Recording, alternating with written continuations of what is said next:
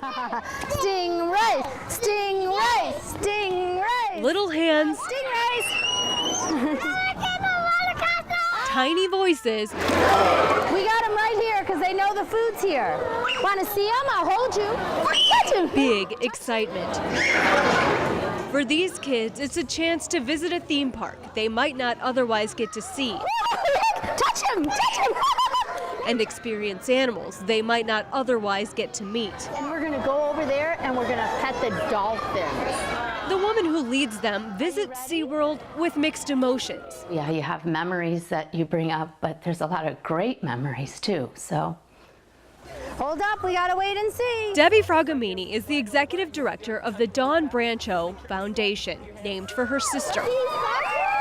The organization brought the kids here to SeaWorld today. I think a lot of times nice foundations are born out of tragedies, and this was ours. She followed her dreams all the way to where she wanted to be at SeaWorld, training the animals that she loved.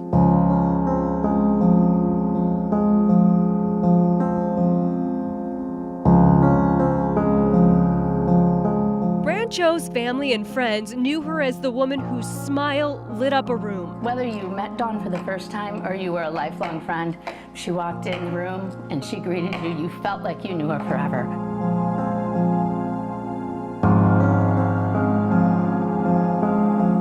You know Dawn Brancheau as the SeaWorld trainer who was violently killed in 2010 when a whale lashed out during a show.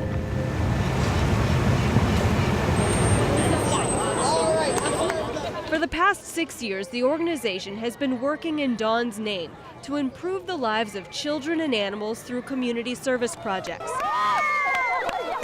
Their goal isn't exactly to inspire kids to work in a place like this, but if that's what that child's dream is, and we help get that dream started and promoted, it's fine with us. The tragedy doesn't keep Brancheau's family away from SeaWorld. They believe the animals, the people who train them, and the excitement in the eyes of kids keep their beloved sister's memory alive. I would say that her most important task at SeaWorld was caring for the animals and loving those animals, and second was educating, especially she loved to educate the children.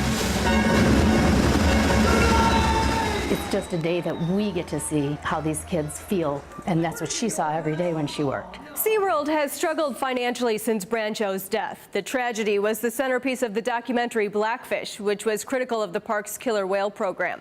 Since 2013, the company's stock price has basically been cut in half. SeaWorld's income dropped a whopping 84% from 2014 to 2015, and it saw 100,000 fewer visitors over that same time period. Scott Smith is a veteran of the theme park industry and an assistant professor at the University of South Carolina. I think everyone would agree that there is a greater scrutiny of using live animals for entertainment, and that's something that's not ever going to go back. Smith says that if SeaWorld is to survive, they need to move away from shows that feature animals performing and emphasize their conservation efforts both in the parks and in the wild. We know that here in Orlando, but I'm not so sure the rest of the nation knows that. And so that's a great story, and that would be something that I would want to make sure it gets out there. Late last year, the company announced it would replace the theatrical killer whale show at its park in San Diego with something that focuses more on the natural behaviors of the animals. Prior to that, they announced they would expand killer whale tanks. Whether or not people will pay to visit SeaWorld without the jaw-dropping animal performances remains to be seen. Going back to the way business was done is just not going to be an option for them. Despite all that's happened, Dawn Brancheau's family still goes to see the whales she trained. In the crowd at the animal shows, not just Dawn's sister, but her mom, too. The family wasn't involved in the making of the Blackfish documentary, and they don't wade into the controversy. Everyone in our family, we've all decided we are not marine animal trainers.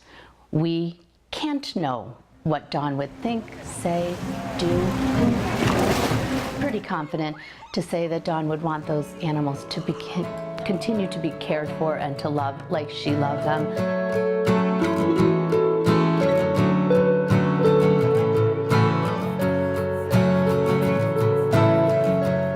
trip like this might inspire the same love in someone else. There were several teenagers yesterday that after feeding some of the sea lions said, I think I should do this when I grow up. Dawn Brancheau's family considers that just one more way for her light to continue to shine.